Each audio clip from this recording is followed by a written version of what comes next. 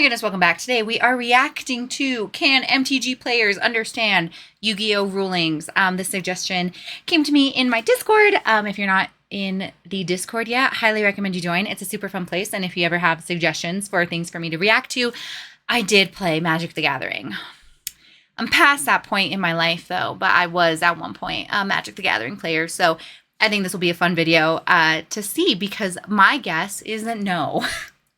The way that the stack works versus the chain, I think Yu-Gi-Oh! is way more complicated. It's actually funny. Today I was talking to someone, they saw me playing Pokemon. They're like, oh, well, like, you still play Magic, right? And I was like, I'm actually playing Yu-Gi-Oh! Now. And they're like, oh, so you're playing a more complicated game. And I was like, yeah, exactly. But yeah, this is an hour-and-a-half video. Don't know if I'm gonna have time to watch all of it, but I definitely want to watch some of it and give you my thoughts as a you know, reformed Magic player who saw the light and now plays Yu-Gi-Oh!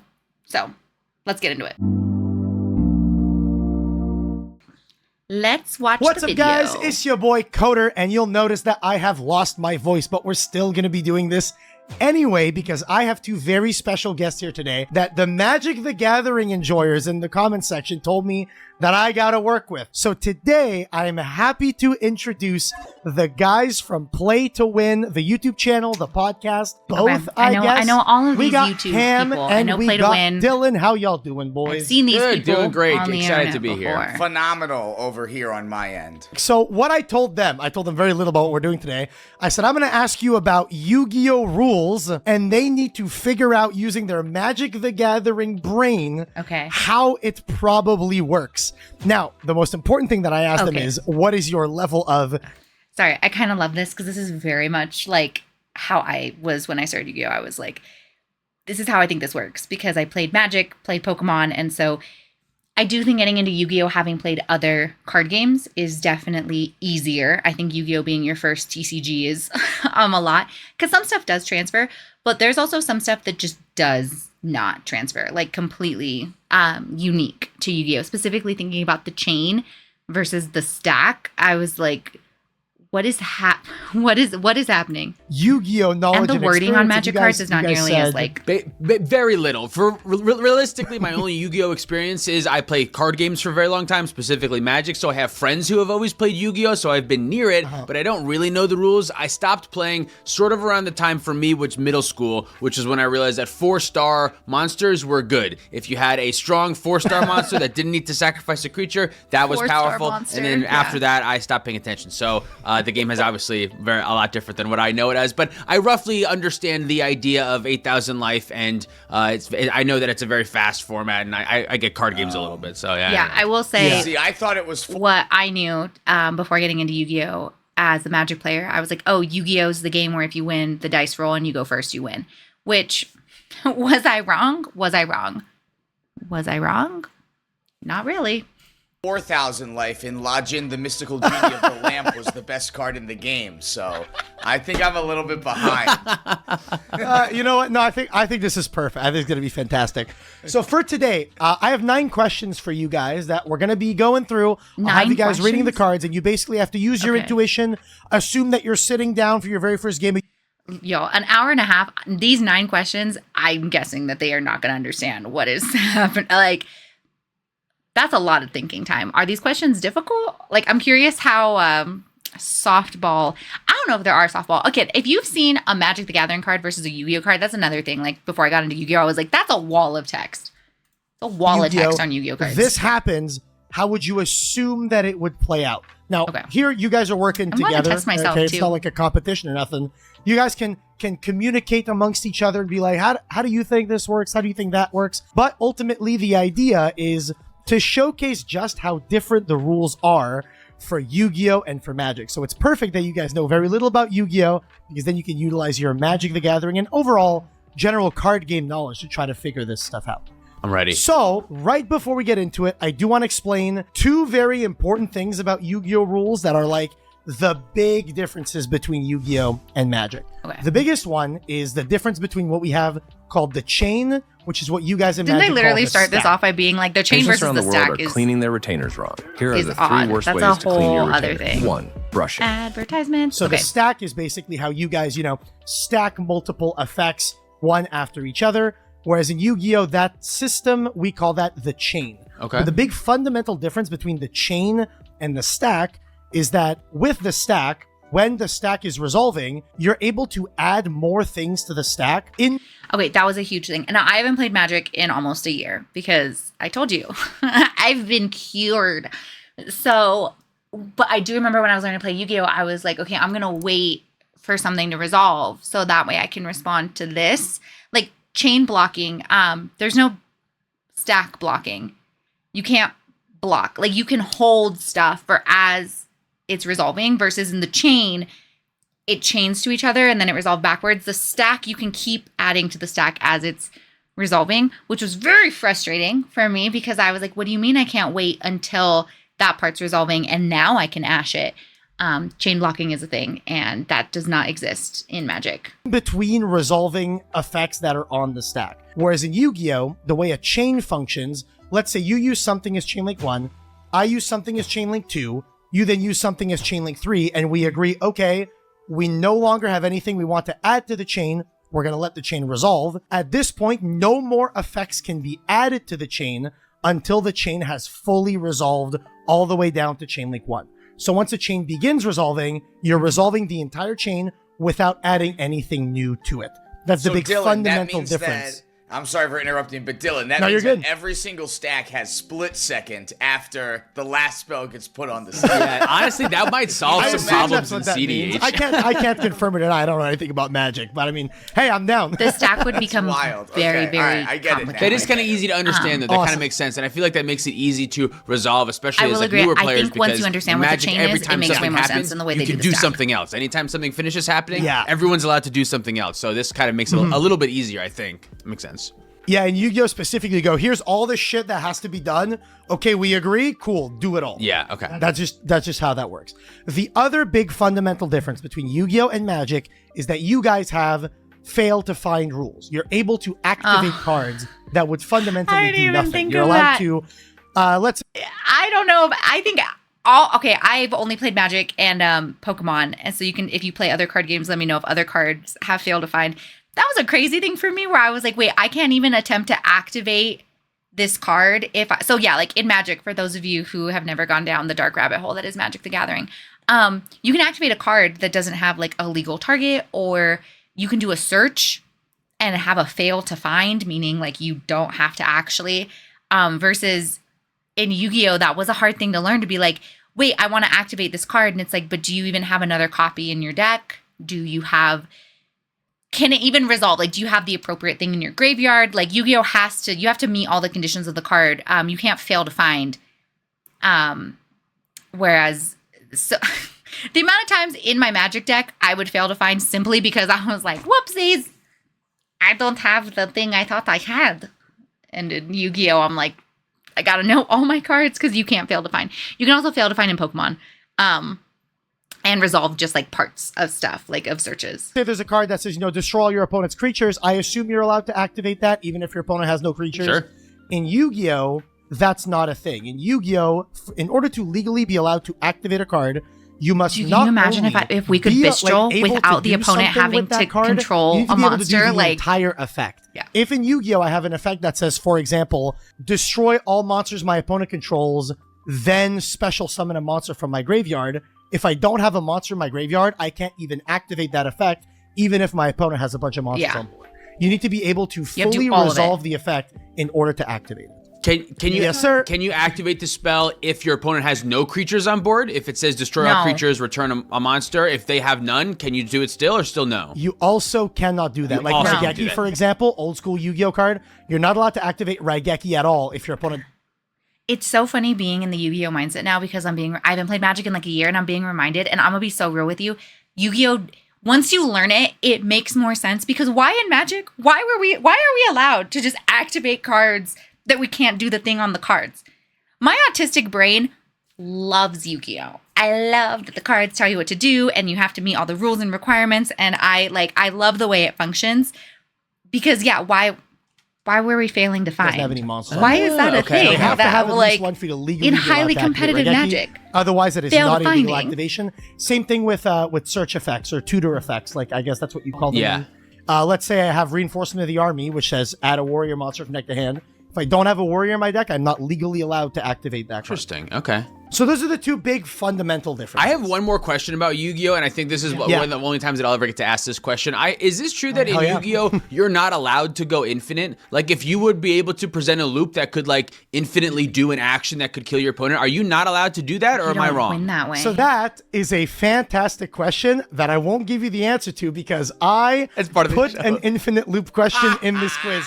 I'm curious the infinite loop question. What in Yu-Gi-Oh goes like, because in Magic, it goes infinite where you just keep like, I'm going to resummon this and it's going to do damage and I have a way to loop it. So it keeps, like, that's a lot of how you win in CEDH, which I also got into CEDH.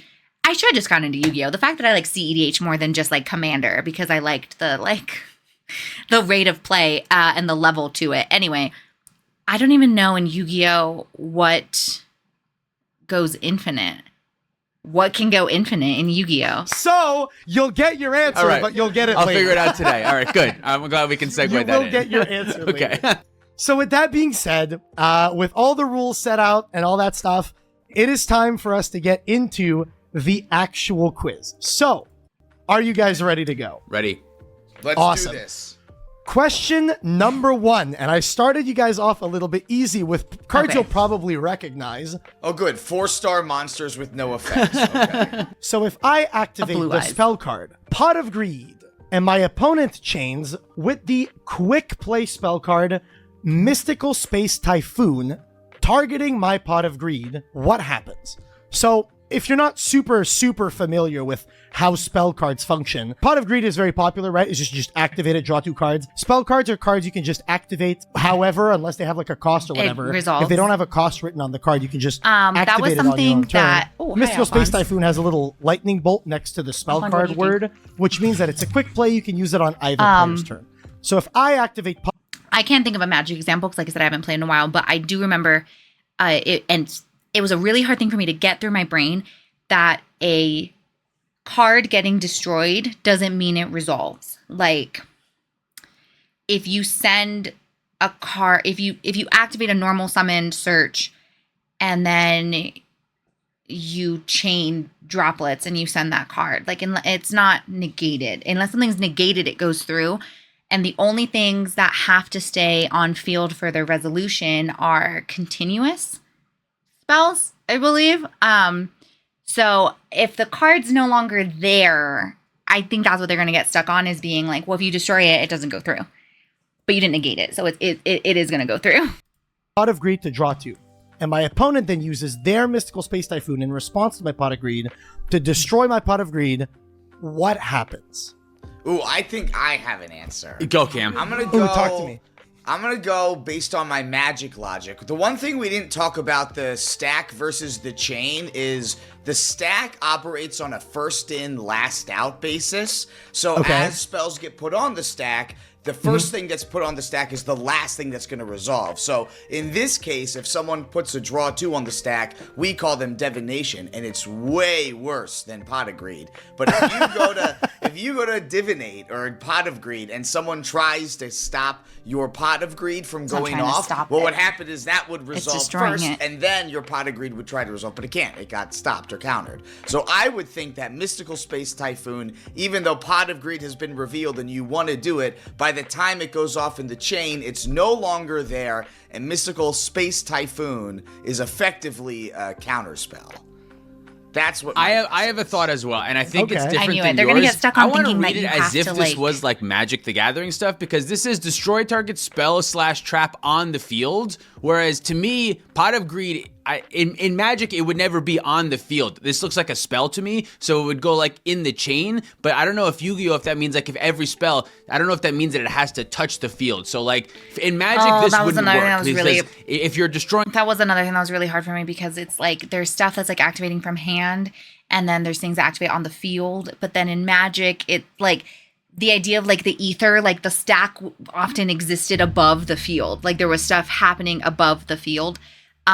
He's taking this in an interesting way. I didn't think anyone was going to get stuck on the And like something on that's the field part. it reads to me like the pot of greed is already on the stack, so destroying it wouldn't do anything. Yeah. But destroying could also. Wait, so when you play a card, are you saying when you play a card, you don't play it on the field, you just play it into the ether? No, yeah. It goes into the stack first. It's And like it when you exists. pass Like the I used to fireball, actually have to like make that chance movement when for I was playing someone Magic to be interact like, oh, we're with the up here fireball, but instead because of the I like. fireball That's actually insane. going off, they just like Because put what it you're out. doing on Magic is you're putting it on the stack first, and then if the other player agrees that it resolves, then it goes into the battlefield. But like a spell would never touch the battlefield. The spell would just go from the stack right to the graveyard when it resolves. But your reaction is making me think that's not how it works. So I think Cameron's right. Well, okay, so I can tell you right now that in Yu-Gi-Oh, when you play a card, like if I activate a spell card or I activate a trap card or whatever, It's on the I field. activate it to the field. on the When it field. literally says you either activate it Activates in and hand or resolves on the field with on Yu-Gi-Oh. the field. Okay. A trap has to Yeah. be on the field. The trap can't. Trap's not gotta be, you yeah. can't That- fall into a trap that's not there. Like, could you Well, imagine? you say that there are cards in Yu-Gi-Oh that are trap cards that you can activate from your hand that we like to call hand traps. So Of course. that is a Yield thing that hand exists trap. more or less. Yeah, I think. This quiz is gonna get way harder. Okay. But yeah, I got to imagine, Mystical Space Typhoon would stop Pot of Greed from resolving, but in Magic, it What kind if of I'm reads wrong? like maybe that shouldn't Y'all. happen or something. I'm I'm right, not right? sure. This is gonna start making me Fair question enough. what So I know. we're gonna lock in Mystical Space Typhoon will stop the Pot of Greed, and I will not draw 2 cards. I think that's what it does, yeah. So the reason why I put this one in the quiz as the first question is because this is the typical way that you know whether or not someone is brand new to Yu-Gi-Oh! Or not. We have this meme called Mystical Space Typhoon Negates, MST Negates. In Yu-Gi-Oh!, effects are completely separate from the card that is activating the effect. So in this situation, Mystical Space Typhoon is destroying Pot of Greed, It's but not the negating effect of Pot of Greed is already on the chain, and because Mystical Space Typhoon doesn't say that it negates it, it'll destroy the physical card. Your physical card not Pot of new Greed anymore. will go to the I'm grave. not new anymore, But I Pot knew of that. Greed's effect will still resolve, and you will still draw 2 Okay, cards. this kind of does make sense then for Magic then. So knowing that there is a difference between destroy and negate makes a lot of sense, because in Magic that is the same thing as well. Destroy and counter are, we say counter rather than negate, but they're different things. So knowing that don't they're even get into different negate things, the yes, activation okay, versus that negate makes the sense. effect, That though. the draw 2 is already on the stack. Okay. Yeah. So the draw 2 effect is already on chain. Notoriously, a really funny thing, there's like some types of cards that need to still be on the field to resolve. So like, for example, if I have a field spell that would say draw 2, right? If they destroyed my field spell, the field spell wouldn't draw, because a field spell needs to still be on the field in order to resolve its effect. But normal spells do not have that rule. Okay, yeah, because it's like continuous and field spells need to be on the field to resolve their effect. I think those are the only 2 types of spells, right? Continuous. See, this is gonna make me question. This is gonna make me question And so everything this I is think I typically know. how we know someone's a beginner or whatever, is you'll I'm go not to a locals beginner. and some guy will chain destroy your normal spell, and you're like, the effect That still doesn't resolves, work. and they go, well, how? I destroyed it. There's no way. It's not there anymore. And you're like, MST doesn't negate, buddy. And that's just typical, like, Yu-Gi-Oh meme. It's how you spot a beginner. So I decided to lay out this little trap for you guys. You flipped my trap card, but it was a Mystical Space Typhoon instead of a trap. But that's question number 1. Okay, I love the decided Bulbasaur sticker. for this Should I get a quiz sticker? that instead of going super technical, are we going to go with super I should like look at stickers for my mic. intricate rulings or anything like that? Or do I go for silly shit? And I felt like you two were the type to enjoy silly shit. So I decided, fuck it. Let's we do love some silly. silly shit. So here for question number 2, I got the following cards. The trap card Relay Soul.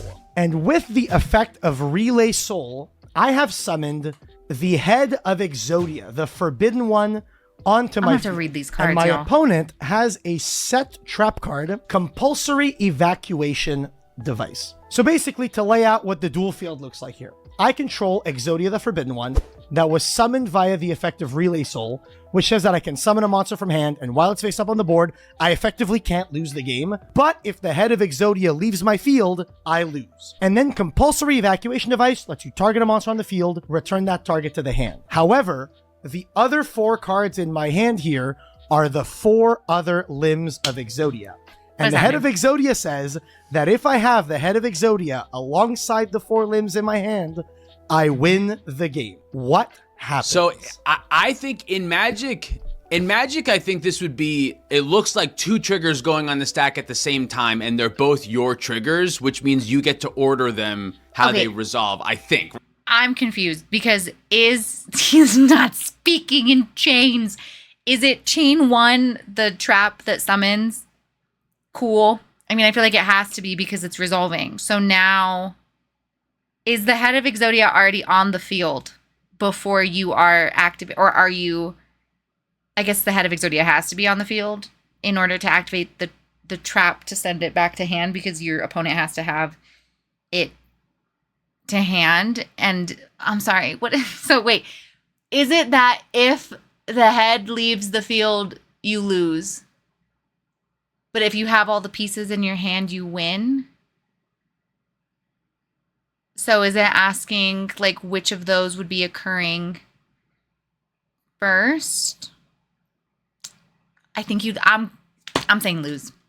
Right, Cam, correct me if I'm wrong, but these look like these are 2. I guess no, because because I guess realistically, if the for Magic, if the Exodia is in hand, that means that the oh shit, dude, I don't know. I think you lose. I think whatever happens first. I think they go in the stack at the same time and you get to order them, I think. My follow-up question is, if Exodia if you just reveal Exodia, is that a trigger or is that just a win? My question is, why did you special summon the head and you had the 4 in your hand? If you already had all 5 in your hand, why didn't you just win? So in Yu-Gi-Oh, whenever a win condition or a lose condition has been met, it doesn't activate, it just applies. The interesting part about this question, the reason why it's so complicated, is because you're effectively simultaneously reaching the win condition of having Exodia with all 4 limbs in hand at the same time as reaching the lose condition of Relay Soul, your monster leaving the field. I see, because in Magic, the word when indicates that it's a triggered ability, which means it has to go on the stack and then it has to resolve. So that's why the when it leaves the battlefield comma is very clear Magic templating for to be triggered. But if it happens at the same time, another thing with Magic is there's 2 things that come to my mind. Is number 1 is that usually can't overrides can. But I don't know that that applies, because you can win the game or you can't win the game. I don't think that applies. But the other those thing aren't is mandatory. That there is Does it say something you can else win the though game in or you just Magic do? called layers, which is something that every Magic player knows about but doesn't know what it is. And it's yeah. So, and it's basically the distribution of how on-board effects are applied and how they're looked at for the game state. So there's things that basically say, well, what if I say all lands are swamps, but I have another card that says all lands are mountains? How do I decide, are they both? Are they one? Are they other? Like, how are they applied? One. And it's layers that determine, you have to look through the layers and how this goes. So maybe my thought, where I I'm guess going I am with also this is thinking that layers, because like these in Magic, 2 effects if are you make everything applied swamps, at but then later you make everything different mountains, layers, everything's and just that mountains. whichever one is layered above the other one is the one that will apply first. And I think that because it's Exodia, it will apply first, so you'll win the game instead of lose. Also, Cameron, Exodia says if, whereas the other card says when, and in Magic, if it means it's a replacement effect, and when means it's a trigger. So if it's a replacement effect, it doesn't actually go on the stack in the same way. I think I'm going to agree with Cam here for a similar reason. That I think if Exodia is in your hand, you'll get to resolve that first and win the game. I guess my reasoning is because it the occurs. if and when are very clear lose. for It's us up. here, but Like, it's that probably resolves. way wrong. So, You don't have a what's really chance to now funny do is the that in Exodia thing Yu-Gi-Oh, because you if and lost. when mean 2 wildly different things, and the word when is a word that Yu-Gi-Oh players hate to see on really? cards. I didn't actually put a question for this in the quiz, but fuck it, maybe I added, bro. That'd be really funny. But if and when in Yu-Gi-Oh, very divisive words.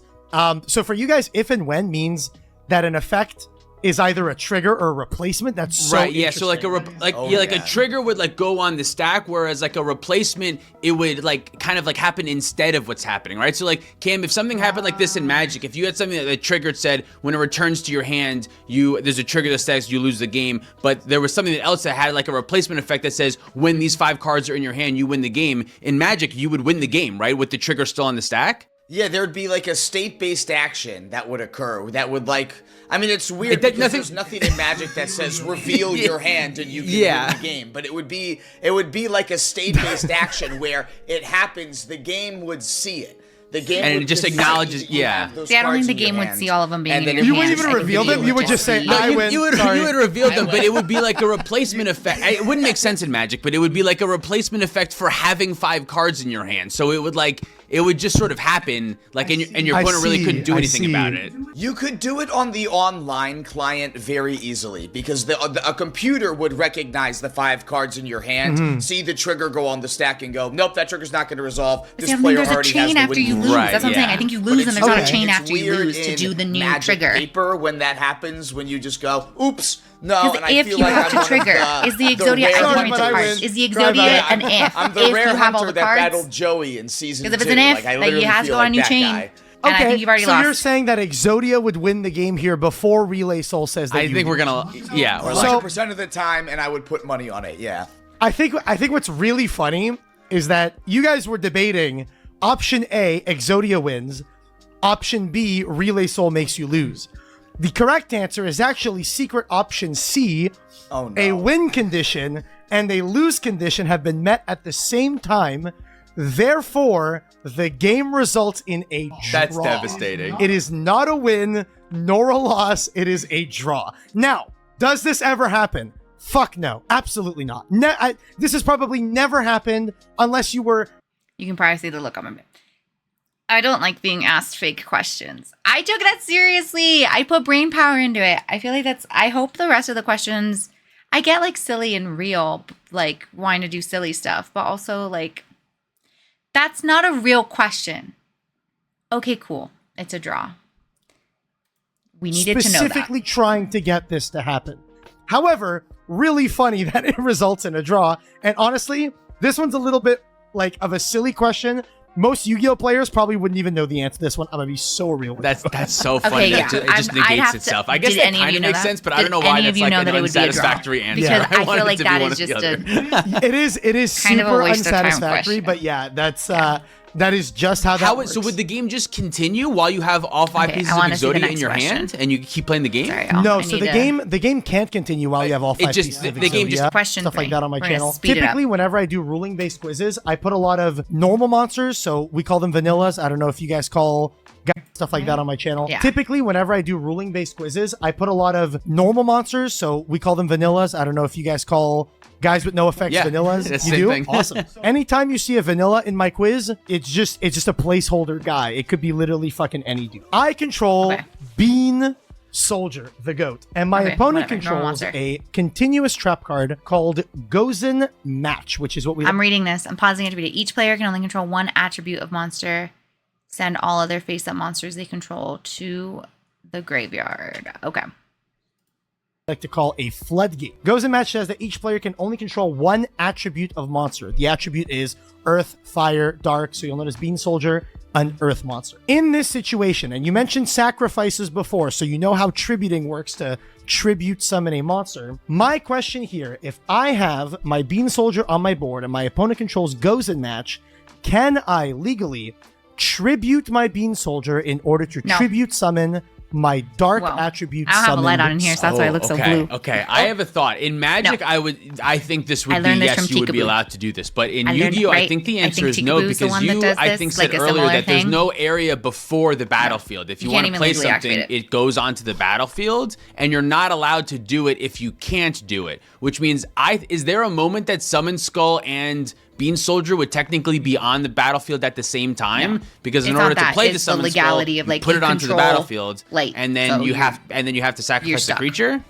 Does that make sense? I'm gonna say that you're not, but that sounds really good though, that you're not allowed to sacrifice. But I guess I don't really know. So the order in which you perform a tribute summon goes as follows: you select the card that you want to tribute summon. So in this case, the Summon Skull. You then send the tributes for it. So here you would send the Bean Soldier to your grave.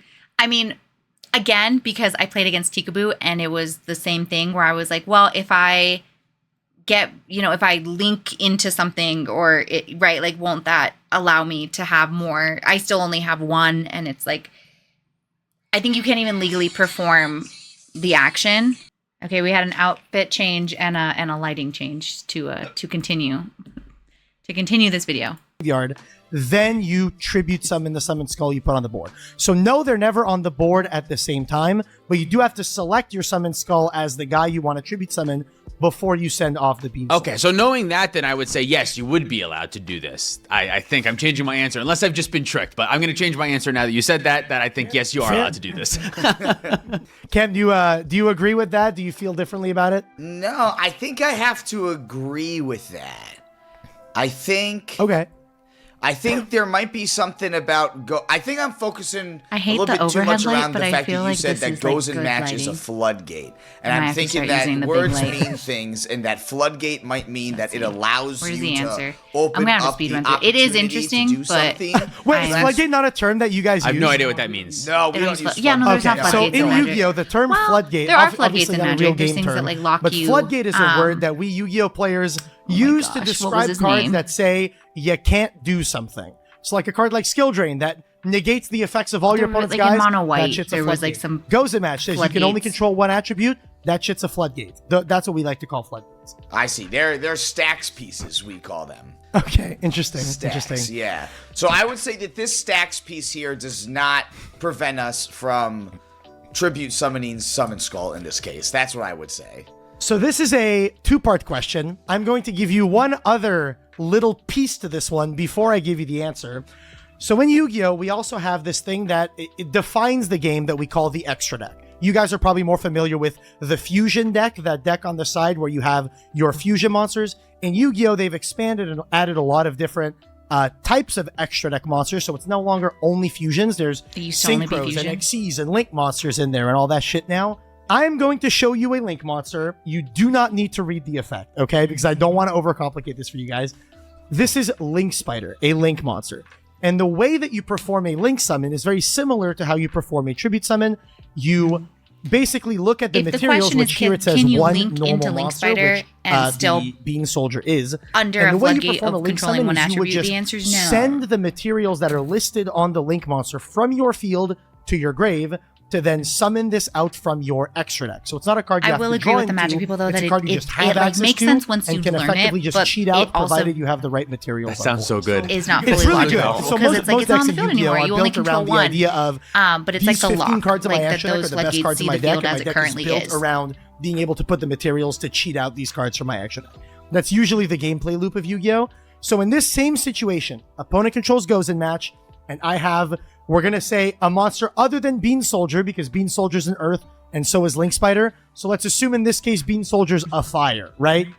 Would I be allowed to link off my Bean Soldier that's now a fire for some reason in order to summon my Link Spider? And the order of doing this is similar to a tribute summon. You select what you want to link summon, send the materials, and then slap your link summon onto the board. Well, now I'm thinking the answer is no, because I didn't really understand that them having different types meant anything, because since to me it was either one at a time or two at a time. But so if there being different types matters, then I would say no, that you probably can't do that then, right? Because if the type being the whole idea is that they have different attributes, and goes and match only allows you to have one attribute on them. so that that does make no sense to me, because what you're saying to me is in order to tribute some of the thing, you have to get rid of the one and then you put it. So to me, there's never a moment that they're on the same time. doesn't But now I'm matter. I don't know thinking why that it maybe doesn't this matter, still but it doesn't doesn't care matter. because of some sort of timing thing of Yu-Gi-Oh that I don't understand, that even This is a though much it's better one after question the than other, that they're still stupid I don't know. I'm Exilio just, one. I don't know, not allowed. I don't know. Cam, what do you think? I'm now realizing that I don't understand how goes in match decides which attribute you want it to be. How do I like, skip can I forward? play another Just keep making it fire bigger. monster? But I me my blanked answer. on Link Spider and Bean Soldier the same attributes. This is a stupid question. I'm gonna For the rule is that I gave you the order of how you perform like a tribute summon or a link summon. You select the thing that you want to summon before sending away the materials. But Is that because true you have for goes links? and match Am on I the supposed board, to be- the game Am I supposed to be selecting what I'm summoning before sending? I just link. I don't know if I might be reading into the wording of what he's saying. recognizes that but the thing you are choosing to attempt to summon isn't a thing you can legally summon in this moment. So it doesn't look ahead to the fact that, oh, well, they'll never be on the board at the same time. It'll just look to the fact that, well, right now, summoning Summon Skull is not legal. No matter what the fuck you're going to do, it doesn't care. It just goes, this is not a legal summon you're attempting, so you can't even attempt to do it. Okay, that does kind of make sense. murder There just is kind happened. of like a stack. That does make a little bit of sense. I think Magic would work in a crime similar was way. just committed. Sort of. He's It just prevents you nomming on from it. even attempting the action. You can't even like activate an ripped out effect an that eyeball. would summon Yeah. like a monster of a different type or something like that. That's not something you would legally be allowed to activate. have to deal with because this you're later. locked in on this discipline will attribute of happen Earth later. because you control the. That's beast. kind of how Magic works, I think. There's like a whole bunch of steps in like how to cast a spell, and the first one is like announcing that Yeah. you're casting this spell. But I think there's also Okay, like a next mini question. fake one before that checks to see if you have the ability to. work. I Nice. present to you a card that broke the brains of Yu-Gi-Oh players when it was first announced. Small World. I gotta read this one out loud. This is so many words. All right. Of electronic. Reveal children. one monster in your hand. Choose one, comma. How important is grammar and punctuation on Yu-Gi-Oh rules? Is it very? The So in commas, Yu-Gi-Oh, the not things that are really. important are colons and semicolons. They tell you basically what is an activation requirement, what is a cost, and then what is an effect. Magic is the same way. This card doesn't have activation requirement or cost. All of this is effect. The only thing that isn't technically effect is the last sentence in this card is just, it says you can only activate one of this per turn, so it's just a restriction. Let me read this one more time. Okay, so Okay. reveal one monster from your hand, comma, choose one monster from your deck that has exactly one of the same type, attribute, level, attack, or defense, and banish the revealed monster from your hand face down. Then you don't even have to show your opponent. Is that what that means? You do have to show your opponent, and then yes. you You do put it have to face show down. them. Okay. Then add Yeah. from in Magic when something's face down, your opponent doesn't get to see it. That's what that means. Then add from your deck to your hand one monster that has exactly one of the same type, attribute, the same thing that we just said before, as the monster chosen from your deck, and banish that card. Wait, what? Then add from the deck to your hand one monster that has exactly one of the same attribute as the monster chosen from your deck, and banish the card chosen from the deck face down. Oh, okay. You can wait. only Okay, I genuinely have never read this card before. So what I'm guessing is that like if you have a level 2, I don't know, a level 3 light monster, you can banish something that's also light. But let's say the thing you banished was also light, but it was like an 1850 attack, and now you can search out an 1850 attack because now it just has to match something that was banished. Is my guess of how that works. If you have a 2000 attack light monster in your hand, so you banish a light monster with 1850 attack, and then you search a monster with 1850 attack that is dark or something, like a way to cheat out. Not cheat activate out, once like per find turn. something, What does this like follow the So connections. one thing that I will clarify, just to make it easier for your own comprehension, in Yu-Gi-Oh, the concept of banishing face down, banishing for us is exiling for you guys.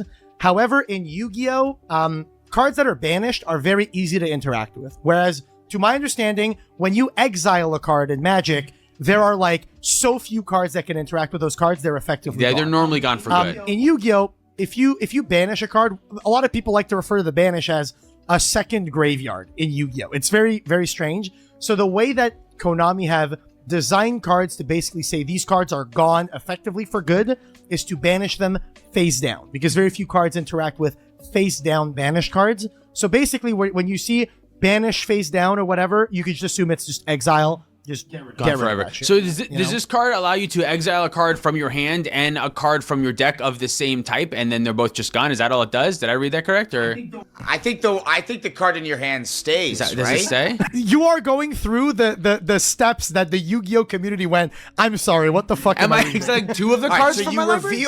reveal one monster from your hand. You reveal one monster, and then you get to choose one monster from your deck that has exactly one of the same type, attribute, level, attack, or defense. So if it's a fire monster that I reveal, I can reveal a fire monster, but it cannot have the same type, level, attack, or defense as the card that exactly I revealed. So only Correct. one That's of the- correct. Oh, That it's is only only correct. one of Oh, I the didn't know things that was revealed can match the same thing. And then I banish that card face down. And then I do the same thing again, except instead of the revealed card from my hand, I'm using the stats of the first banished monster, and now I can go off of attack. So now I can have one that's the same attack, and then but the defense has to be different, the attribute has to be different, the type has to be different, and then you do it a third time, but you're again basing it off of the second one. So it's this crazy 3-card tutor that puts 3 things from your deck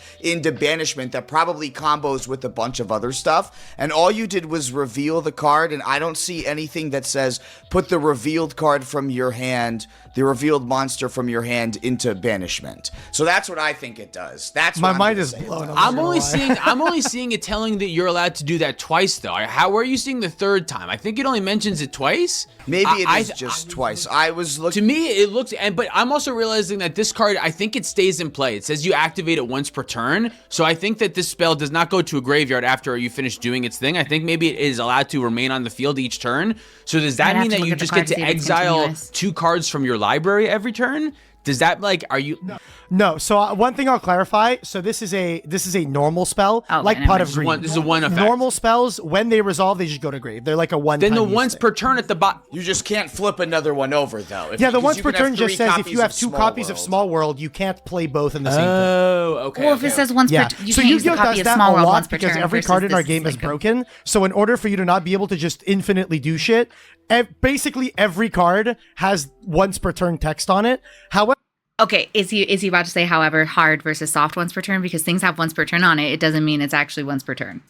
However, anytime a card doesn't have that, it's instantly broken. That makes it, because there's no mana system in Yu-Gi-Oh. That's why you guys have everything is Correct. for free. Yes. So okay, that makes a lot of sense. Yeah, I think this. Yeah. Otherwise, if you could multiple Small World, that's like a 6 tutor if you do 3 of them or something. Yeah, maybe I counted wrong, but that's what I think. I think this is a cracked tutor that certain decks that need to find 2 specific monsters can find them just because one of their stats happens to match up with the right thing. You said there's not many effects that look for banish face down cards, but there's got to be one. There's got to be one card that So I'll tell you right now, there are no good effects that interact with face down banish cards. The extent that you'll be able to do is there's some cards that can return face down banished cards back into your deck or whatever.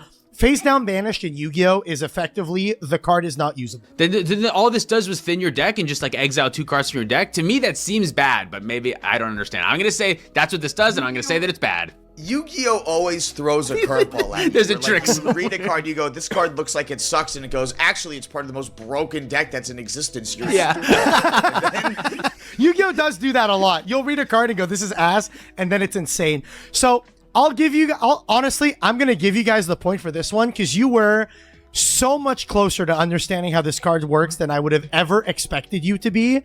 So I'm just going to give it to you. Basically, what Small World does, you said it's a cracked tutor that can search anything provided that they randomly have a thing in common, which is exactly what it is. What it does is it reveals a monster in your hand, and then you get to banish from your deck something that has the same, one thing in common with the thing in your hand. You banish that thing from deck and this thing from your hand to then take a third card that has one thing in common with that one you banished from deck and just add it to hand. So basically, it does add says, to hand. Okay, so it's not double take ban. this I didn't card, read the card. take He one moved too thing in fast. I didn't common read the with card. this So and it's one a thing in your search. deck, banish this, then take a second card from deck that you has a probably thing play in common a with that this has one, the thing in common banish with the this thing one you and add need. that third one.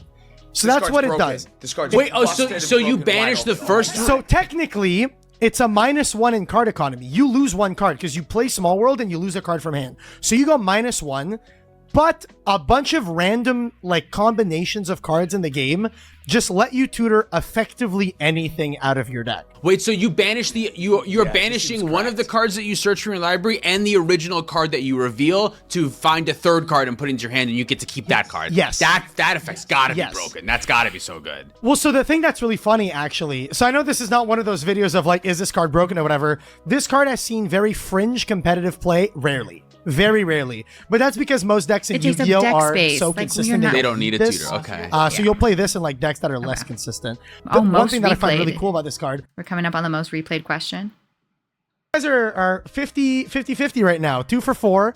Not bad at all. Okay, question Nice. All right, so now this next question, I'm going to show you guys a card that I'm gonna need to explain to you how they function. But this is Imperial Princess Quinkery, which is an XYZ monster. 5. This was in K9 for hire. I should know what this does. I didn't ever really make her. Doesn't she summon something to someone else's field? I'm going to read this while this is paused because this moves a little too fast for me. You got to really read these to understand. You can attach one material from this card, then target one level 5 monster in either graveyard, special summon it up to either field. If a face-up level 5 monster you control is destroyed by battle or leaves the field by an opponent's card effect while you control this monster, you can add to your hand or special summon one level 5 monster from your deck. So yeah, you then use something to pop theirs. That way you can summon. Okay. So XYZ monsters are like links, like fusions. They live in your Imperial extra deck, and they're a princess. card that you can just cheat out onto the board under certain conditions. So the conditions for Imperial Princess Quinkery, in order to cheat her out onto the board, is you have to have 2 level 5 monsters on the field. And the way that XYZ monsters function is you take those 2 level 5 monsters, put them one on top of the other, and then you put the Quinkery on top of that. So the 2 level 5 monsters are under your Quinkery, and the way you got to look at this is Quinkery is a gun. The cards underneath it are the ammunition.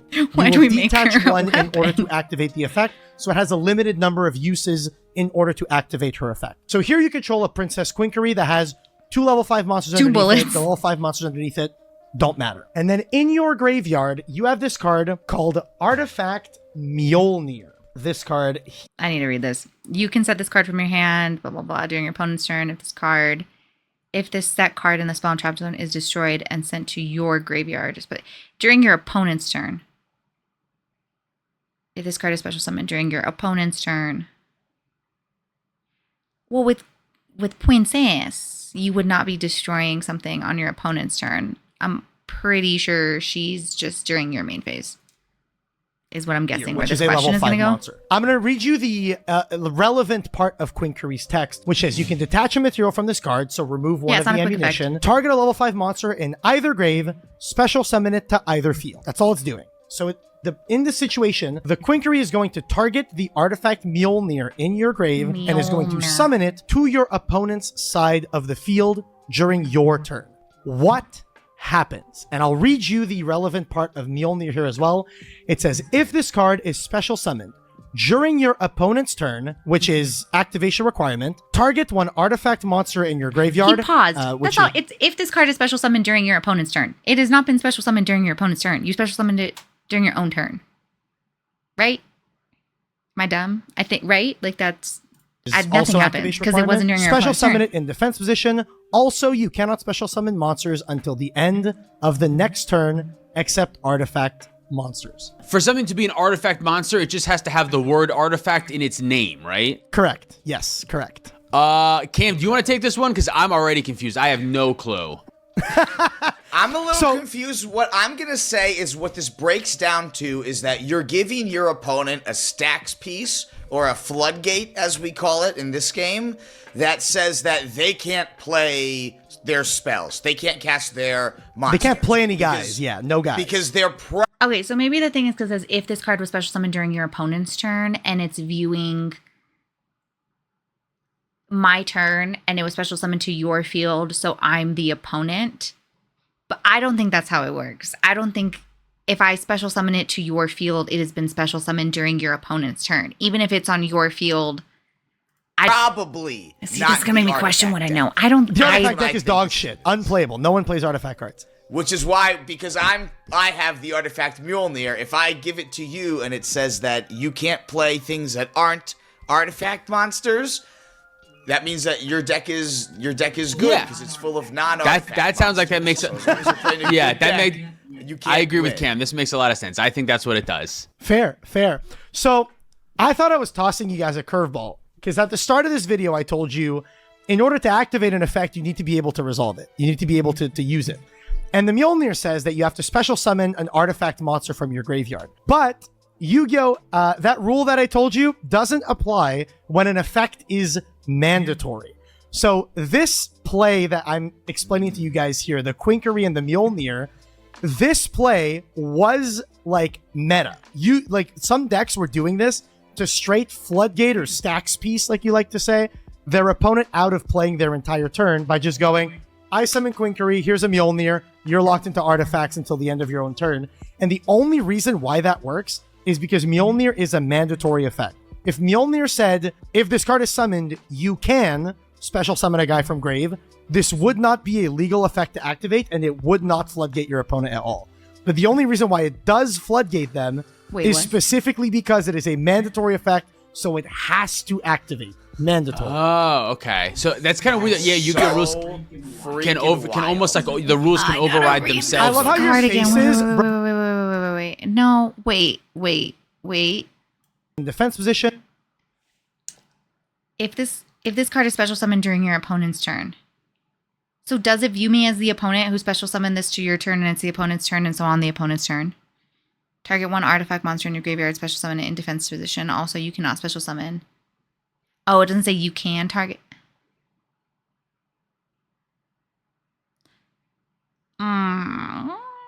Okay. I mean, I'll trust it. I think it's dumb though. It's my turn.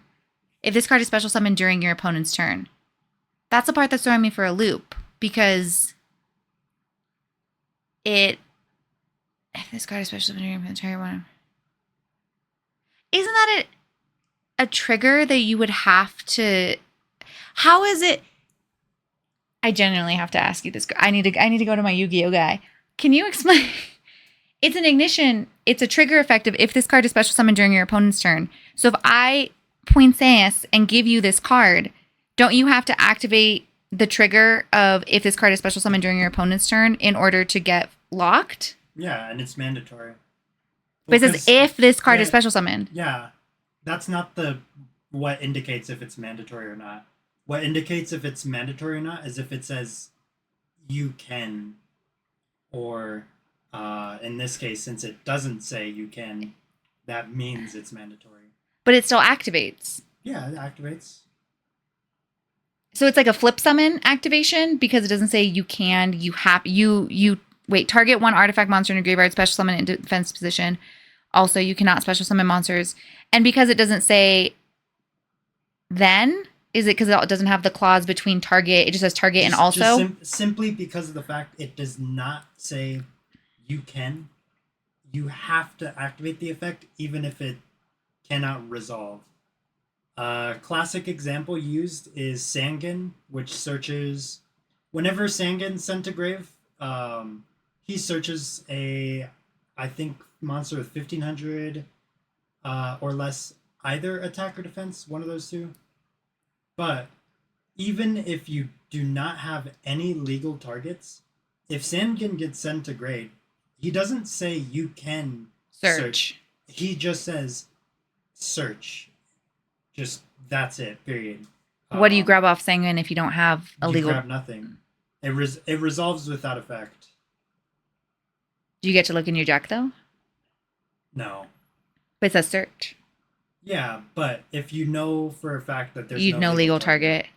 Oh, okay, so how do you say this? Mjolnir? Mjolnir. Mjolnir. It's because it says... So it is not ignition. It is a trigger if this card is special summon. So when it says during your opponent's turn, if I special summon it to your field, I'm the opponent, so it does view it as your opponent's turn. It's thinking in its own POV. So it's on the opponent's field, right? So the poor baby doesn't even know that I sent it there. It thinks you summoned it out of love. Yeah. No. So the Mjolnir thinks that you special summoned it because you care for it, but instead it was shipped there to you as like a bomb. Yeah. And now you're stuck raising this Mjolnir that you don't even want. And it blows up in your face. And well, of course it grows up to hate you because it's being raised by someone who didn't want it. And so then the Mjolnir grows up and it's like, I hate you, Dad. And then like, damn. Okay, so it's because it doesn't say you can target. Think of the topologic. Remember how I special summoned to one of your zones? Yeah. And I was like, oh, you have to activate it because it's mandatory. Even if it's negated. Yeah. Anyways, I'm going to chain Harmonia. Okay. Well, this was a good... I feel like I learned something. If this card is...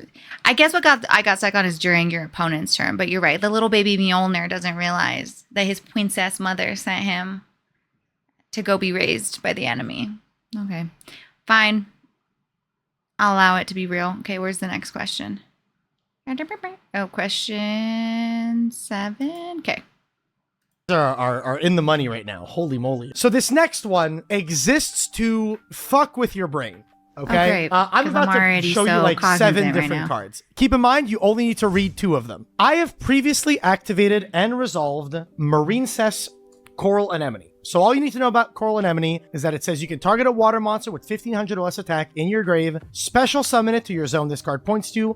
Also, you cannot special summon monsters for the rest of this turn except water monsters. Okay, we're Wawa locked. So all you need to know, I am locked into only summoning water monsters Wawa for the locked. remainder of this turn. So I now control a monster less about, like, called Magic Brain and World just, like, Sea trying to- Dragon Zelantis. I'm trying to And figure out World what's Sea happening. Dragon Zelantis says, during your main phase, you can banish or exile all monsters on the field, then special summon as many monsters as possible that were banished by this effect to their owner's fields in face-up attack or face-down defense position. You can So only what Wawa. this does is it basically blinks all the monsters away and brings them all right back. Does that redo their? Does that reinstates their triggers if they have triggers when they enter, or is it? If their triggers are what we call soft Is it once Wawa per locked turn, for the rest of the then turn? yes. So Sorry, what I we need call to go back. I'm not getting fooled again. I'm not getting fooled. I can read. Hold on. You cannot special summons. Okay, so Marincess, the Marine Princess, does not care if she's on the field anymore. You're locked. This is like a Cyber's Wicked lock. Not Cyber's Wicked. Wizard Ad Ignister. I get the boys confused. This is like a Wizard Ad Ignister lock that even after he's gone, your Cyber's locked. So this is not like the Elf Note Power Patron, which is just while the Elf Note Power Patron is on the field, you're synchro locked. This is if you've used this effect, which it's making it seem like you have targeted in your graveyard, special summoned it, and now you're locked, even past the point of whatever blink the link monster would do. So on the field alongside the Zelantis, I control Penguin Soldier. You don't have to read the effect. Celtic Guardian. I control the Blue Eyes White Dragon classic monster. What deck are and we then my playing? opponent Sorry, controls Dark Magician. I don't do Classic well Dark with like Magician. these type of They hypotheticals. control I'm like, what a Cyber Dragon. World C deck You don't are we need to read playing that the also effect. has all these in And there? they control a legendary Fisherman. You also don't need to read their effects. So my opponent has these last 3 monsters. I control Zelantis, Penguin Soldier, Celtic Guardian, and Blue Eyes White Dragon. If I use the effect of Zelantis, which monsters are special summoned back to the field via the effect of Zelantis? Well, all of I your got opponents, this. because they're not All locked. right, Cam, you go. I think it's Penguin Soldier and the Legendary Fisherman, only because of their water attribute. That's the only Well, it's reason why I not think. Because locked. Marincess isn't locking both of my you. Coral Anemone says that I can only special summons water monsters. You can only special summon water monsters. Yeah. Yeah, but the legendary fisherman you and special cyber summoning dragon to their and dark field, magician though? are your Does it see opponent's the U? monsters. They're on his side of the field, yes. So they all come back, but only your Penguin Soldier. Interesting. And I would don't you think assume your that like opponent's locked. your Celtic Guardian and your Blue Eyes White Dragon, they entered the field on your side of the field before you played Marnius Coral Enemies, right? Like they were on play 4. So you can only- you just control Blue Eyes, Celtic Guardian, Penguin Soldier, and Zelantis. All of that was Can you give legal. me a sneak peek? We Am are I only right? at the point Your opponent where can't be locked, you, right? You can only summon water monsters, and you use your Zelantis. Don't You're banishing me. everything from I think both players' sides of the field, Including the and Marcian. then you're This is attempting gonna make to me bring mad it at You're you back. banishing again, everything, and I including the finally thing that stopped says getting you're only allowed to play Yu-Gi-Oh. water spells. You're banishing that too. and then So bringing you it no back, right? longer in this situation. Okay. You don't control Anemone anymore. All you control is The question is Marincess viewing me as special summoning the cards to my... I need to read the guy again. Hold on, wait. See, I got it. Where's the guy? Where's the link guy? monsters for the remainder of this turn. So I now control a monster called World. Okay. During your main phase, you can banish all monsters on the field, then special summon as many monsters as possible that were banished. Okay, I think it does see me as then you can banish all monsters on the field, then special summon as many monsters as possible that were banished by this effect to their owner's fields. Okay. I think I'm changing my mind. I think I'm saying that if I'm the one special summoning to their field and I can only special summon Wawa, then it is like, because it's not saying that the player is special summoning them. Okay, let me try to get to the answer. that still only the water monsters would come back from you is that no one would play this if you banished all monsters and then only No one's playing this in the first place. Only some of yours came back and all of your Sorry opponents to ruin this, come but back. no I one's think playing this effect this sounds too bad if only your like penguin soldier in just this example comes back versus your opponent's board comes back in its entirety.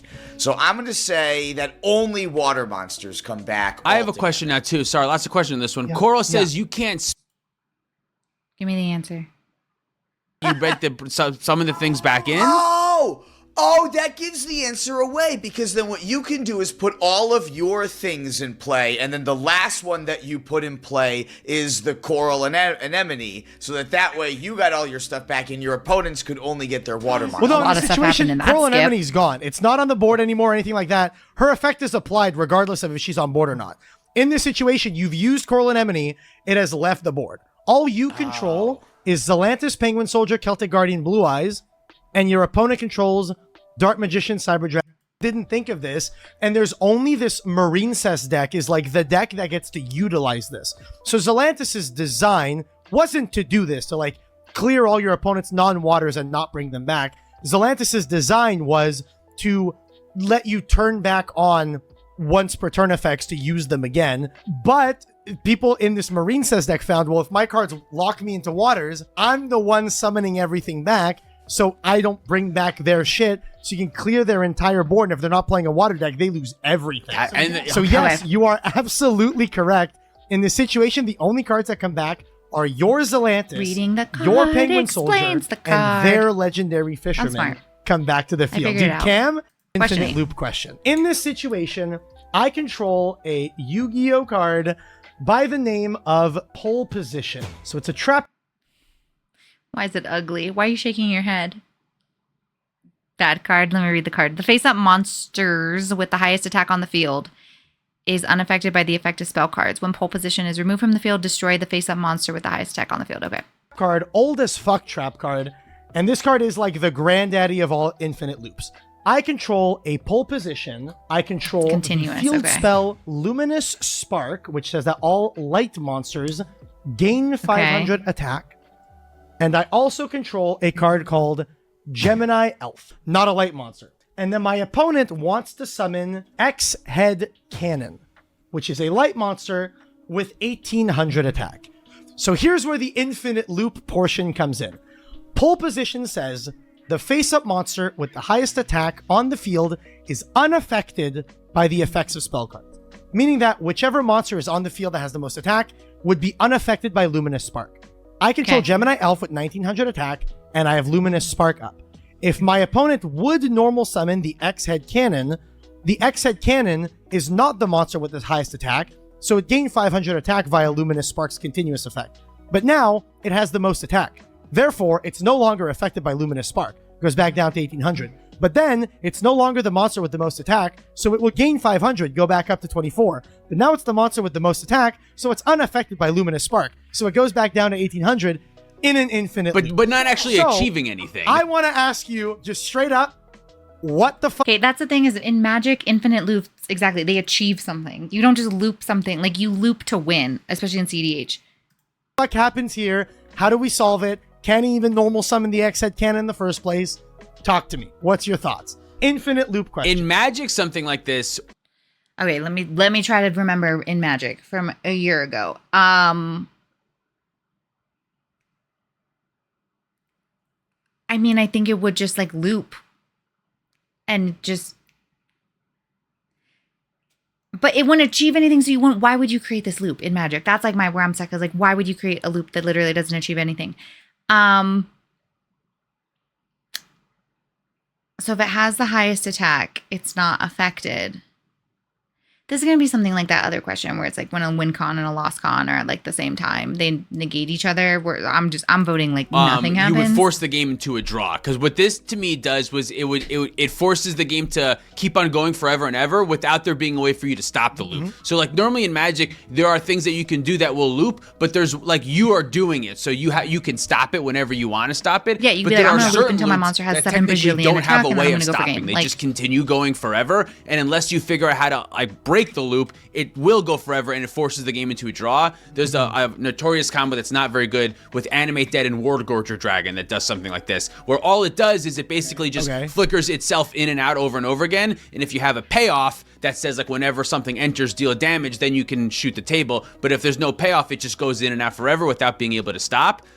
So in Magic, how they say shoot the table, because I assume what that means is you're killing all 3 other players in your commander game. yeah, exactly. Yeah, you're pinging them off one at a time technically, and they agree that that's what's happening. But I think in Yu-Gi-Oh that you're not allowed to do a loop. I think there's not a I think payoff. I've been told that there is some sort of rule that says if you were to like if something were to like loop one, it only loops the one time and then it stops. I'm kind of in agreement with but this. I don't know if don't the result think of that is it would Uncontrolled be infinite allowed. loops. A controlled infinite loop is what you were describing, is a thing that you are manually doing that you can just technically do infinitely.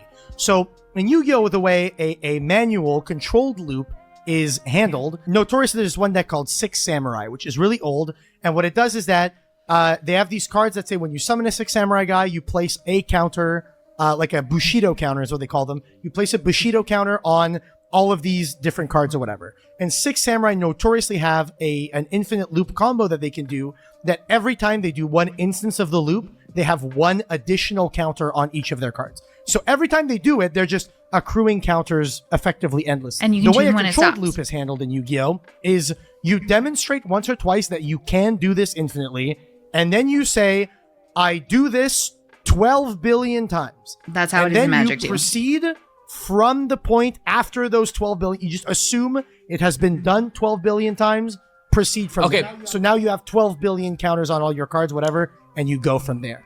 However, with the uncontrolled loop, something like this, that it's like, if I place X-Head Cannon on board, now it's a thing that I can't physically choose to stop doing. It's 2 continuous effects that are going back and forth. Previously, it would have worked like you were saying before, where you're not allowed to create an uncontrolled infinite loop. You would not be allowed to summon the X-Head Cannon.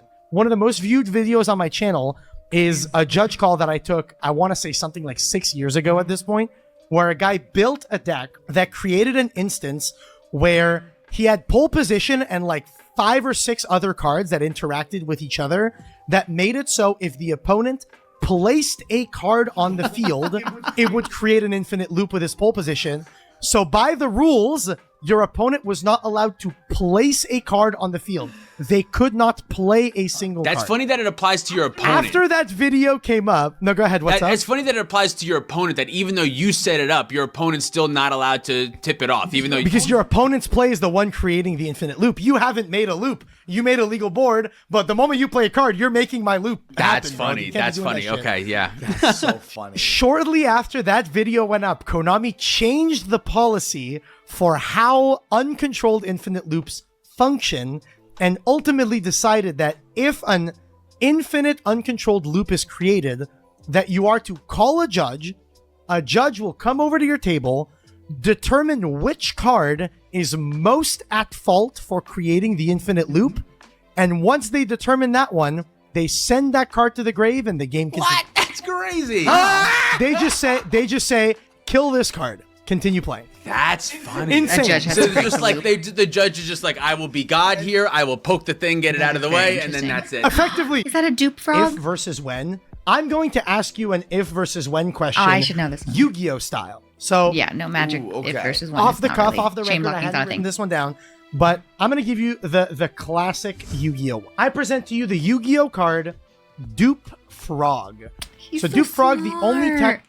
If Alphonse was a card, he might be a dupe frog because he's a genius who also has a little bleep and big eyes. Okay, this card's name becomes Des Frog while it is on the field. Monsters your opponent controls cannot target monsters with attacks, but when this card is sent from the field to the graveyard, you can add 1 frog monster. Okay. When it's on sent, Dupe you can Frog tap. that matters is When this card is sent from the field to the graveyard, you can add a frog monster from your deck or graveyard to your hand, except Dupe Frog. Take I'm so sorry. The first text is this card's name becomes Des Frog. That's the first thing that this card does, is that it changes its own name. I don't know why that's so funny. Never been relevant ever. And then the other card is Soul Taker. Soul Taker card says target a face-up monster your opponent controls, destroy that target, then your opponent gains 1,000 life points. In this situation, if you guys control Dupe Frog, and I Soul Taker target your Dupe Frog, what happens? Okay, so when it's on the field, your opponent, it looks like to me your opponents can only attack it. They can't attack other stuff. And then when it's sent to the graveyard, Correct. you get a frog from your deck or your graveyard to hand. That's potentially powerful. And then Soul Taker says, target face-up monster your opponent controls, destroy the target, then your opponent gains 1,000. Is the question because of the... Ooh, I hit the mic, sorry. Is the question because of the then? So you target it, destroy, then you gain 1,000. So it's already... No, but triggers happen on a new chain. When? The only thing I can think of why this is a question is because the then you gain 1,000 means that you miss the when trigger because it is already, it hits the graveyard, something else has happened. You've gained 1,000 and so it misses. Okay, so what's the question? The question is the what question. happens. Yep. Well, like if I have a frog and my opponent uses Soul Taker on my frog, You have Dupe Frog. You have Dupe Frog. I Soul Taker your Dupe Frog. What happens? is the question like, are you still... The question is what happens. When this card is sent from the field to the graveyard, what happens? What happens all right, after Cam, this. do you know or should I ramble? All right, so in Magic, what would happen? Because when is an instance of a trigger, when Soul Taker destroys Dupe Frog, it would send it to the graveyard, and that would put a trigger on the stack that would allow you to go Yeah, I think it's and missed. tutor up another frog. Because it sends except it to Dupe grave, Frog at then that you gain point. That's how 1,000. it would work in Magic. So However, you've gained 1,000. However, Monster- that's the just important word, monsters. however. That's the, So the I when remember you trigger saying has that passed? Yu-Gi-Oh players hate the word Because you when. can't chain the Dupe Frog So to the part game. of me But would it wants be on a new to chain? say that you're not gonna get a frog because of the way that when works. Why wouldn't you get the frog?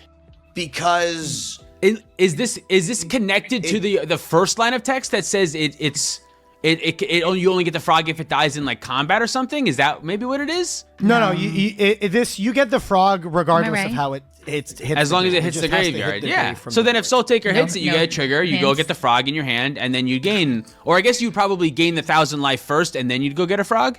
I that's think the issue. That would be the issue. This You gain is the gonna 1,000 life sound first, then get the really frog. fucking out there, but hear me out. I think that because Soul Taker says then you gain 1,000 life points, there is no instance for when to sneak in. So Soul kidding me. Taker effectively counters what happens because because then beats when. Then beats when is what You think I'm that gonna then say the replaces answer is. the when? Then- Because that's stupid. If that's how it works, that I would fucking hate when too, because then is so much better than Then when. beats when. Then beats when. If then beats when is not a saying that Yu-Gi-Oh players say, then I would like to coin that and give you the right to put that on a shirt Dude, because that's a great shirt. Then beats when is not something that Yu-Gi-Oh players say, but it's something they damn well should, because that is exactly how that kidding works. me. How How does did you know that? Fuck. Then beats when. Then Dude, beats coin it. when. You heard it here first. Then beats That's when. so funny. So to explain, the reason why Yu-Gi-Oh players hate the word when is because this is what we refer to as missing the timing. A card that says, when something happens, do this, you can only do it if the thing that happened was the last thing to happen.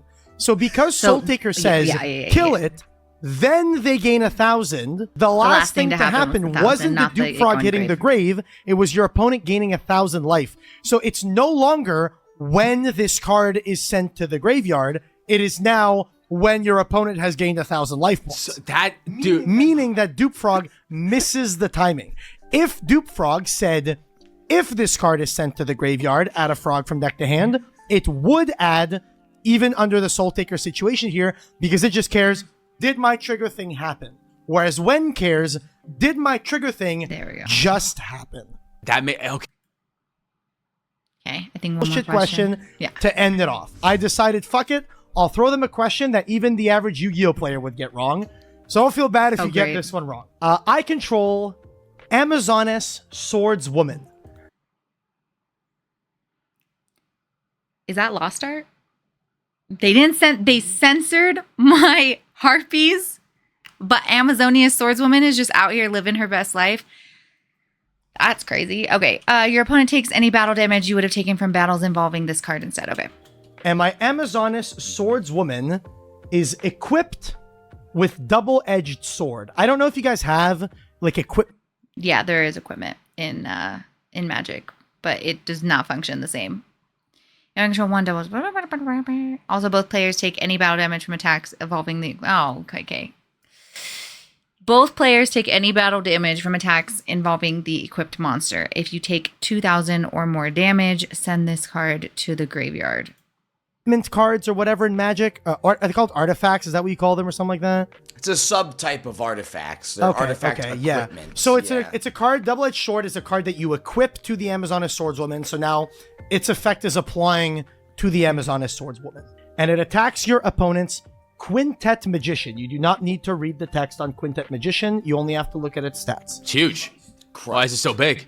So it attacks into the opponent's Quintet Magician while your opponent controls a face-up Magician's Defense. I need you to tell me who is taking damage and how much damage they are taking. I'll just explain the way damage works in Yu-Gi-Oh! In general. If two attack position, whatever in Magic, I gotta read that Magician's artifacts, is that what you call them or something really like that? fast, It's a subtype of artifacts. They're artifact equipment. So it's a card. Double-edged sword is a Okay.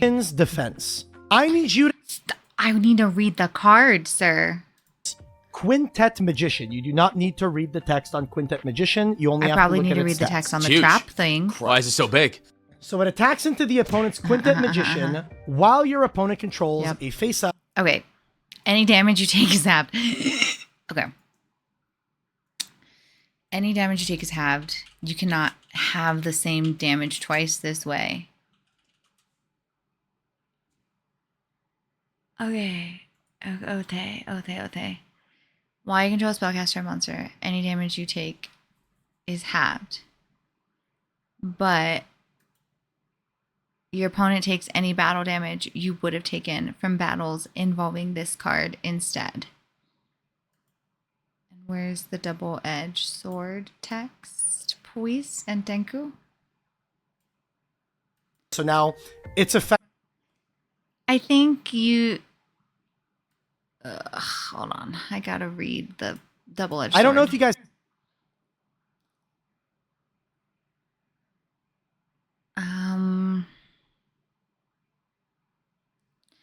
I think the monster cancels out the double-edged sword. So it would gain 2,000. So it's a 25.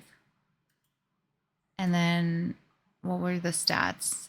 Okay, yeah. So it's a card. Double-edged sword is a card that you equip to the Amazoness swordswoman. So now its effect is applying to the Amazoness swordswoman, and it attacks your opponent's Quintet Magician. You do not need to read the text on Quintet Magician. You only have to look at its stats. It's huge. 45. Why is it so big? So it attacks into the opponent. Okay, so 25 into 45. But because you're not taking the 2,000, I'm going to say your opponent takes Quintet 1,000. Magician, It'd be half. while your opponent controls I'm voting a your opponent would face-up take 1,000. 500 Quintet Magician would normally trample over my Amazoness swordswoman for nearly 3,000 damage. Well, you also got to But- read double-edged sword. Double-edged sword is buffing the Amazoness swordswoman by 2,000. Right. So she's bigger, and all the trample damage is going to go to my opponent instead. But also, both players take any battle damage from attacks involving the equipped monster. So there's two instances, essentially, of Amazoness swordswoman's effect that happen from the card itself and double-edged sword. I'm gonna read over the effects specifically because I can guarantee you the YouTube viewers also won't know what these cards do.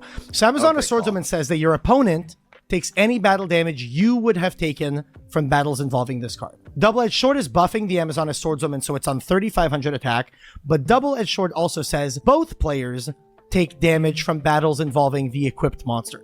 So in this situation, The Amazoness Swordswoman is attacking your opponent's Quintet Magician. There's a differential of 1,000 attack here because Swordswoman's on 500, sorry, take 35, 500. Quintet's on 45. Double-Edged Sword says you're both taking the damage. Amazoness Swordswoman says, well, my opponent's taking the damage that I'm taking. And then Magician's Defense says that while you control a Oh, wait, so if spellcaster, you're both taking which the Quintet damage- Magician is, any battle damage you take 1,000. is half. So in this situation, who is taking how much The damage? I Quintet would take Magician 1,000. controller No, has 1,000. the I'm doing Magician's 1,000. defense, I'm saying right? 2,000. And we Correct. have the other two cards. So there's 1,000 damage. So initially, if it's I'll because give you just one thing that I'll say. This is the type of shit that if this happened at a Yu-Gi-Oh tournament, both players would look at each other, go, I don't know what the fuck this does.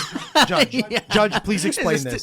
They would go, Judge, solve this for us. And then they throw away the problem card because that gets destroyed and start the game. all of these cards get destroyed. Keep going.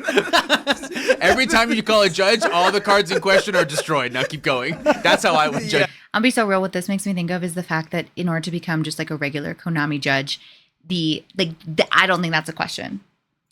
Good luck at your thank your judge if they actually know what's happening, because I can think of people who I'd ask this question to and genuinely they'd be like, just try everything and keep going. Like distant coders should make the judge Yu-Gi-Oh test. tournaments. Keep it going. Destroy all these cards. God. I'm going to lock in. I think that your opponent's taking 1,000 damage. Cam, what do you think? That's what I'm I say. locking in that your opponent is taking 1,500 damage. Why would they take 1,501? 1,500? What's your logic there? My logic is they're taking half of 3,000 because they're taking battle damage that gets stomped over from the regular trample from the Quintet Magician going into your Amazoness Swordswoman, and then they're also taking their own double-edged sword damage as well as your double-edged sword damage, which is another 1,000 each. Which means that there's a total 3,000 damage. I see what half you're doing. of that is 1,500. That's how I came up with that number. I see what you're saying. You're saying that the order of operations here is you tally up the total, apply it to whoever is going to be applied, Divided and then by 5. after all that, you have whatever the total is going to Subtract be here. 10. Yes. Square root it. I'll say that here, Dylan is the one that is closest to the correct answer. I'll take it. Because you're correct that they will take 1,000, which already I'm shocked about. I got want it to right. ask you a follow-up question here. Do you think they are taking one instance of 1,000 damage, or are they taking two instances of 500 damage that is applied separately? I think it's the two instances of 500 damage. I think in the initial thing, they're 45, we're 35. We're supposed to take 1,000, but that would mean that they also take 1,000, but they get half of that. So they take 500, and then the 1,000 that we're supposed to be dealt, we deal to them, but they take half of that again, so they take another 500 to take 1,000. I think it's like that. You're correct. That's insane. That's crazy, bro. All right. This feels like layers to me. This is similar to kind of. layers. Yeah, Onion. kind It's of. something that no Magic player could tell you how it works or what they are, and even judges can be confused by them sometimes, and it's a list of things that you have to apply in order. Yeah, this feels just like layers. But you just know that it's a thing. Yeah. Yeah. Those were questions. I think just asking you, asking like a Magic player brain. I think you're just getting the insight. Oh my gosh, I'm huge. Sorry. I think by posing those questions to a Magic player, you're just getting someone who has TCG knowledge, who's able to deduce things. They have the schema, the background knowledge. But I think those are just like, can Yu-Gi-Oh players understand those rulings? Like those are just, I think, like ruling questions that he even says, like, I think there's certain things that, yeah, like as a Yu-Gi-Oh player, like knowing the whole, I don't remember what the card was, but like the Tikaboo thing, like those are like Yu-Gi-Oh, you should understand what that does. But also it's not an inherent understanding. Like that's what makes the game so difficult, is that like I didn't know that. Like I learned that by playing against Tikaboo and being like, but I'm linking off. So it's, definitely good ruling questions, except for that dumb one about Exodia. That one was silly. And I took it too seriously. So I hurt my own feelings on that one. But yeah, again, if you ever have suggestions of things to react to, let me know in the Discord. The baby is sleeping. I'm not going to bother him. But Alphonse says bye. And yeah, my brain hurts. So